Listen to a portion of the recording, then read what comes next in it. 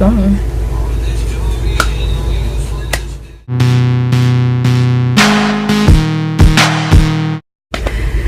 Hi everyone, this is Tiffany. Today I want to make a video about having anxiety and depression because I want to kind of talk about that and tell y'all my story about it.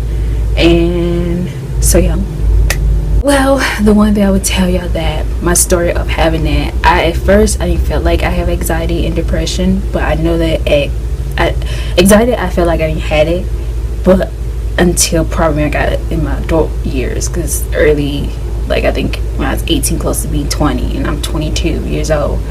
So but like for depression, I didn't feel like that much I had that, but I know I was sad stuff.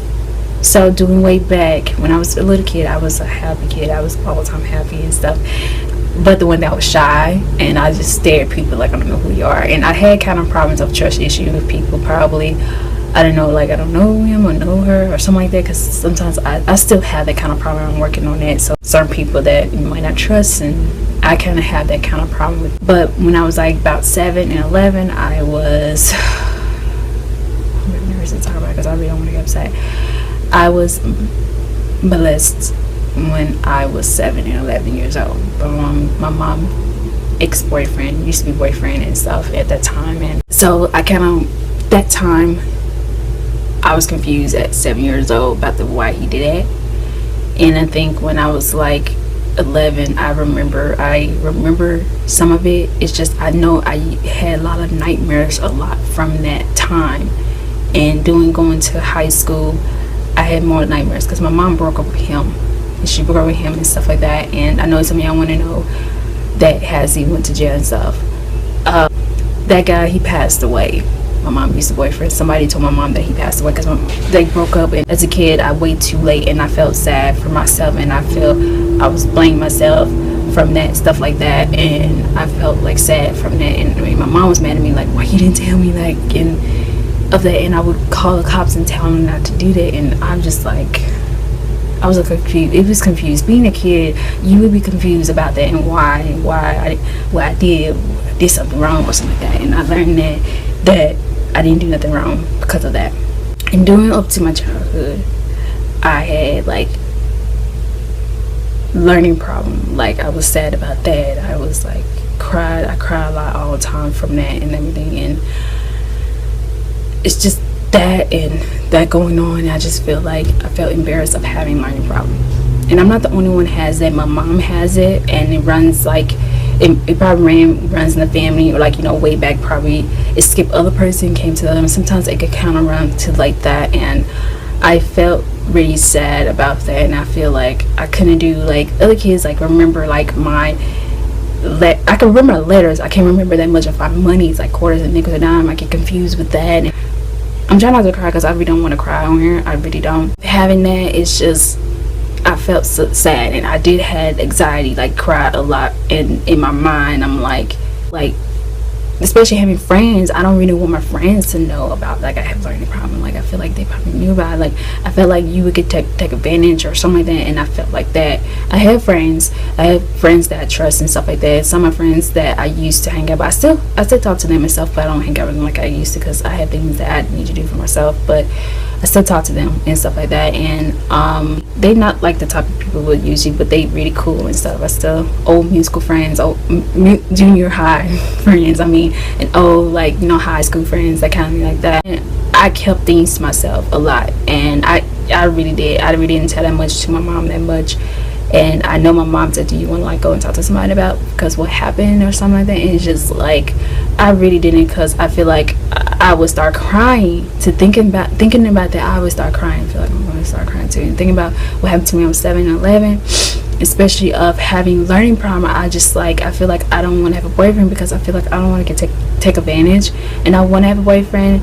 And now I need to focus on myself, and that's probably why I didn't want to have a boyfriend right now. When I was like, you know, in high school, because you was too young to have one in junior high, especially in high school. And I had to concentrate on my education and stuff, and now I learned that it is distracting. I had crushes on guys. I did have crushes on teenager guys when I was a teenager and stuff, but I was want to control myself, and I kind of want to take care of myself and stuff like that. with that, none of my families don't know that much about that because I kept things to myself, and I still do that. It's just, and now because I have a sister, like I found out I had a sister when I was 11. I was happy to have a sister. It's just I told her that. I think I told her that about what happened to me when I was like 11 and 7. I think I told her when I was a teenager. I was 16. I think I told her that. I know that I want to tell stuff because that's what sister's supposed to do. Sister's supposed to tell things too about what's going on. Everything I was worrying about, a lot of stuff about my mom. She's a diabetic. She has a low heart rate, and around in high school, I went back into special ed. They put me back in there because they felt like, can I handle that going to algebra class? And I thought I remember some of it, but I couldn't, and they put me back in special ed. I didn't want to because I was gonna start crying. I want to go through to the regular classes. Part of my classes I was in regular classes. I was like in regular English and stuff, math. Sorry about that, but this thing just shut off by itself. Finally, I graduated from high school. I was happy graduating and stuff, and that was the only way for me to graduate, is to be in special ed. I really didn't want to.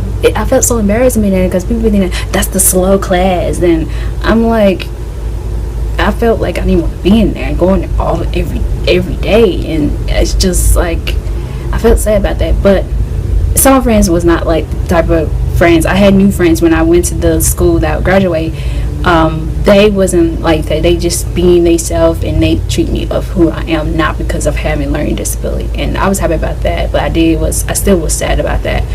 And I was happy to graduate. I was happy to go to college and turn 18, but I was rushed into going to college too fast. I went in the fall 2012, and I was so sad. I passed some classes and stuff. I was stressing, found out that I had scoliosis.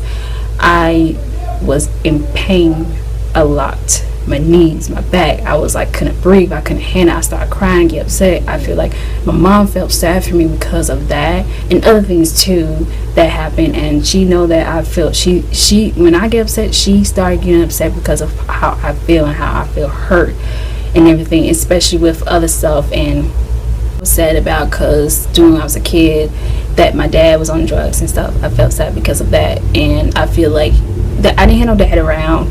I felt that with that, and I felt depressed of that, and I felt having anxiety more of that. And I didn't feel like I didn't want to go talk to somebody, but I feel like I can handle my anxiety and my depression. But when it got more harder doing right now, like in my 20s, like now I'm 22, I just told you that, but it's just like that. Doing about in 2016 of last year, of November and December, and this year of January, I went to a therapist in psychology. I went there. I was going to go to a therapist to see if they could do a test for my learning, see how it is and stuff, but they don't do tests like that. Until I stay, and I do need to get help with having my depression. And I really had that much anxiety, but I know that I feel like I will probably get worse with having anxiety. But I went to a psychiatrist, and she put me on some medicine to help my anxiety and for my depression. But I don't really have depressions like I used to. I might often try not to, but anxiety, I don't have it that much like I used to. I really don't cry that much. My anxiety, I know that I get nervous to standing in front of people. I have that kind of problem, but I kind of got used to it. I still get a little nervous, but I'm helping on that, and with that the same way. In depression, I get sad because of, like, I feel like I know I tell you I worry, but I feel like that I can't do it or something like that. It's just like, and that's probably why I took a break from college. I took a break from in 2016 of January. That I took a break because I couldn't able to pass this reading class because of having short-term memory. It affects that, and I've been working on that right now, because now I'm taking a break.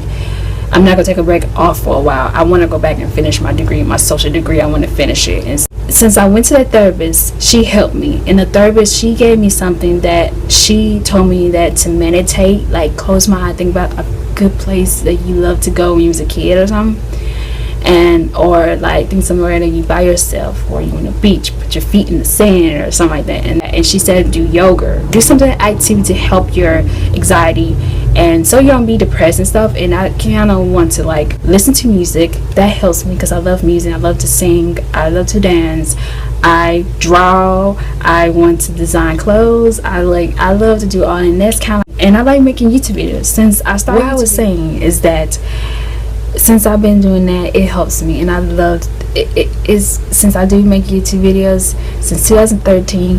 I love it, and I love to do something that I love, my passion. I want to do like showing a lot of different types of things. I want to do like singing, try to do a little dancing, be happy. I want to be a motivated and positive person. I don't want to be having sad and be depressed. I want to get myself out, and that's the one thing I don't want my anxiety and depression to do that, to mess with my outgoing or do something. Go and do that and be happy. I want to help people going through like this, to help yourself. Go and talk to your doctor about this.